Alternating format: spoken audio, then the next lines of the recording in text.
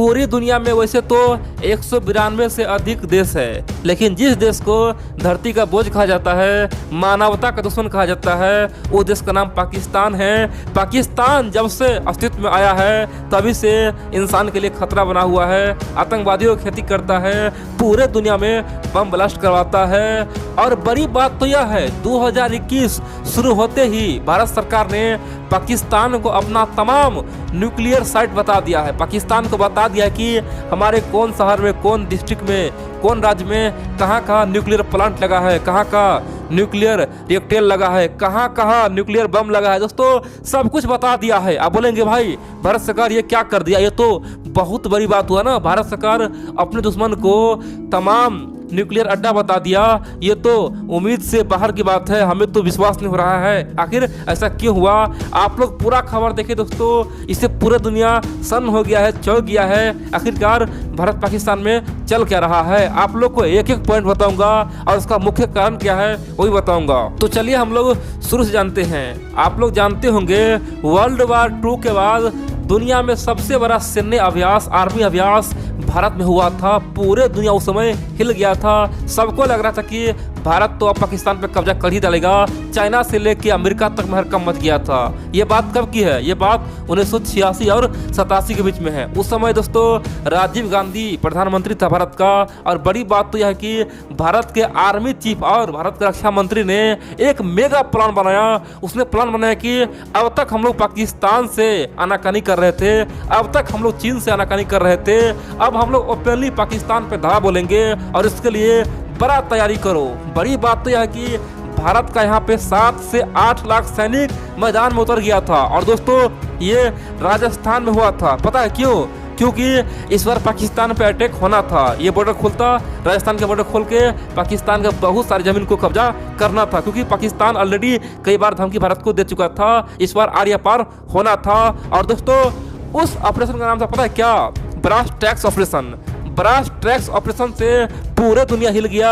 America से लेकर Europe के तमाम मीडिया बोला था भारत में ये क्या हो रहा है। 1986 और 87 के बीच में दोस्तों दुनिया के तमाम मीडिया में केवल भारत का ही खबर चल रहा था। सब बोल रहा था कि ये सबसे बड़ा मेगा यानी कि वार अभ्यास है। अभी तक ये वार अभ्यास इतना बड़ा कोई नहीं किया है, ना तो अमेरिका किया, ना ही रूस किया, ना ही चाइना किया, कोई ने किया था। कम से कम 7 लाख सैनिक को भारत ने उतार दिया था। पूरे दुनिया में हड़कंप मचा था। और उस समय पाकिस्तान को समझ में आ गया था कि अब तो हमारा कहानी खत्म होगा। उस समय पाकिस्तान का प्रधानमंत्री बेनाजीर भुट्टो था।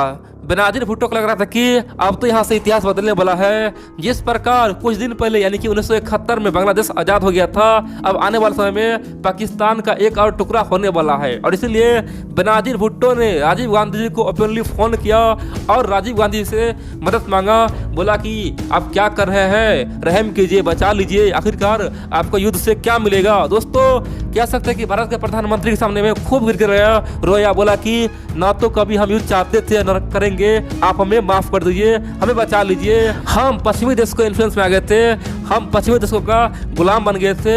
अब ऐसा नहीं होगा, हम किसी के बहकावे में नहीं आएंगे और भारत से पंगा नहीं लेंगे। क्योंकि उस समय पाकिस्तान जान चुका था कि जो देश बांग्लादेश को अलग कर सकता है वो कुछ भी कर सकता है। और 7 लाख सैनिक जब राजस्थान में ला लिया है तो उसका कुछ बड़ा मकसद होगा। और उसके बाद भारत सरकार ने ओपनली कहा कि ये सब खत्म करो, पाकिस्तान हार मान चुका है। और उस समय दोस्तों पूरी दुनिया को नींद आई थी। बोला था कि भारत ने ऑलरेडी अपना सैन्य अभ्यास रोक दिया है। उसके बाद पाकिस्तान खुश होकर राजीव गांधी को इनवाइट किया। और कह सकते हैं कि उस समय राजीव गांधी जी खासतौर पर पाकिस्तान का दौरा भी किया था। और उस समय एक बड़ा एग्रीमेंट हुआ था, उसका नाम था नॉन न्यूक्लियर एग्रेशन एग्रीमेंट। अब बोलेंगे ये नॉन न्यूक्लियर एग्रेशन एग्रीमेंट क्या था? देखिए दोस्तों उसमें साफ साइन किया गया था कि आने वाले समय में भारत और पाकिस्तान जो भी न्यूक्लियर बम बनाएगा, परमाणु बम बनाएगा, वो धीरे धीरे उसे कम करेगा, वो आगे नहीं ले जाएगा। जितना बना लिया है उससे आगे नहीं ले जाएगा। ये मानवता के लिए खतरनाक साबित होगा, इसीलिए हम लोग उसे रोकेंगे, धीरे धीरे तमाम परमाणु बम को कम कर देंगे। अब आप लोग पूछेंगे आखिरकार ये कैसे संभव है? 1998 में पाकिस्तान परमाणु बम परीक्षण किया था और भारत 1996 में किया था। तो आखिरकार इस तरह का समझौता 1988 में ही क्यों हो गया था कि हम लोग परमाणु बम कम करेंगे? ये तो असंभव सी बात है। कोई देश कैसे मान ले कि उसके पास परमाणु बम आ जाएगा? देखिए सच्चाई तो यह है कि उस समय हो सकता है प्रधानमंत्री यानी कि राजीव गांधी को भी पता हो कि पाकिस्तान यानी कि परमाणु बम बना रहा था, या फिर हो सकता है पाकिस्तान के प्रधानमंत्री बेनजीर भुट्टो को पता था कि भारत के पास परमाणु बम आने वाला है। दोस्तों ये दोनों को पता था, इसीलिए इस तरह का एग्रीमेंट हुआ है, क्योंकि इसी बात पर पूरी दुनिया अचंभित है कि जब परमाणु बम बना नहीं था उससे पहले इस तरह का एग्रीमेंट कैसे हो सकता है। इतना ही नहीं, उसके बाद एक एग्रीमेंट और हुआ। एग्रीमेंट यह था कि भारत और पाकिस्तान कभी भी एक दूसरे पे यानी कि एक दूसरे के परमाणु प्लांट पे हमला नहीं करेगा, परमाणु खासतौर पे रिएक्टर पे हमला नहीं करेगा, चाहे दोनों देश में कितना ये माहौल क्यों ना खराब हो जाए, चाहे दोनों देश युद्ध के मैदान में क्यों ना आ जाए, चाहे जंग शुरू क्यों ना हो जाए, लेकिन कोई भी देश किसी भी देश के यानी कि परमाणु अड्डे पे हमला नहीं करेगा, परमाणु प्लांट पे हमला नहीं करेगा, परमाणु रिएक्टर पे हमला नहीं करेगा। दोस्तों ये एग्रीमेंट यानी कि 1988 में हुआ था और 1991 में पाकिस्तान सरकार और भारत सरकार ने उसे अप्रूवल दे दिया था।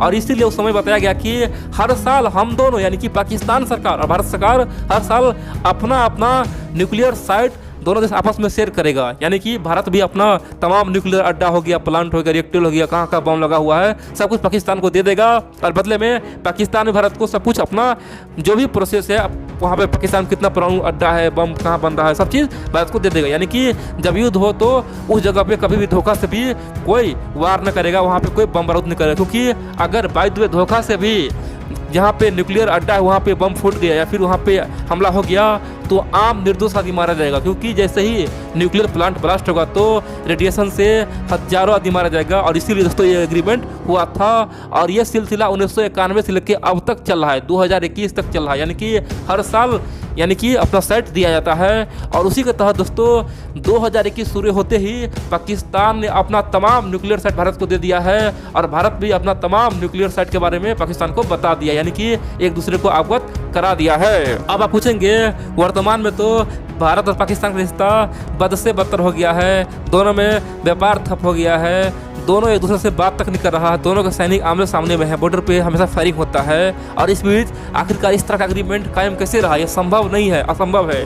देखिए जब से ये एग्रीमेंट पास हुआ ना 1991 से लेकर अब तक दोस्तों लगातार दोनों देश किसी भी परिस्थिति में इस एग्रीमेंट को तोड़ा नहीं है, चाहे कारगिल युद्ध हो जाए या फिर भारत के संसद पे आतंकवादियों ने हमला कर दिया या फिर दोस्तों खासतौर पे आतंकवादी हमला भारत में हुआ या फिर 370 हटा, यानी कि तमाम परिस्थिति के बावजूद भी दोनों देश आपस में न्यूक्लियर साइट का जो भी रिपोर्ट है वो शेयर करता है। उसे लगता है कि अगर युद्ध होगा तो कुछ भी हो सकता है और अगर न्यूक्लियर प्लांट पे कहूँ हमला हो गया तो इसे तो अनर्थ हो जाएगा। साफ साफ यह भी लिखा गया है कि न तो पाकिस्तान हमला करेगा और न ही भारत करेगा, और साथ ही कोई भी देश खासतौर पे फॉरेन कंट्री को यानी कि जैसे मान लीजिए रसिया हो गया, अमेरिका हो गया या फिर फ्रांस हो गया, किसी को ये अनुमति भी नहीं देगा कि आप उस देश में जाके यानी कि जहाँ पे न्यूक्लियर प्लांट वहाँ पे बम फोड़िए, ये भी अलाउ नहीं है। यानी कि इस तरह का एग्रीमेंट हुआ है और जो तोड़ेगा उस पर बड़ी भारी जुर्माना लगेगा।